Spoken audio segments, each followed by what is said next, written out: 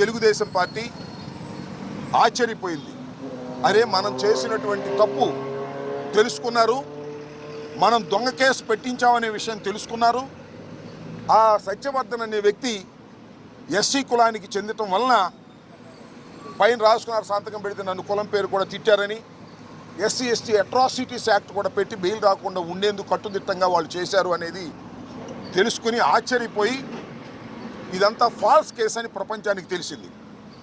దానిలో తెలుగుదేశం వారు, లోకేష్ గారు, చంద్రబాబు నాయుడు గారు వీళ్ళందరూ కుట్ర చేసి ఈ సత్యవర్ధన్ తమ్ముడు అన్నో అరుణ్ అనే ఆయన్ని వాళ్ళు పట్టుకుని మా తమ్ముడి చేత బెదిరించి కిడ్నాప్ చేసి వంశీ వీళ్ళందరూ కూడా ఈ తప్పుడు స్టేట్మెంట్ మ్యాజిస్ట్రేట్ దగ్గర ఇప్పించారని ఒక కట్టు కథను అల్లి అది కేసు పెట్టి తెల్లారి అరెస్ట్ చేశారంట. ఇది విచిత్రమైన విషయం. ఇంతకన్నా దారుణమైన విషయం మరొకటి ఉండదని కూడా ఈ సందర్భంగా మనవి చేస్తున్నాను.